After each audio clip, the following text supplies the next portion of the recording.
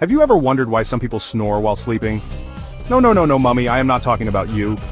Taba, God forgive me. No, look, normally when we breathe, the air goes through our nose or mouth to the throat, and then through the windpipe it goes to the chest. Now what happens is that when we are awake, every muscle of our body is working properly. None is in a relaxed condition. But when we sleep, then our muscles become relaxed. That means the muscles of the throat will also relax. Because of this, the space from where the air goes out will shrink a little. Now what will happen is that when the air comes in, then due to less space, it will create pressure here, and because of the pressure, these relaxed muscles will contract.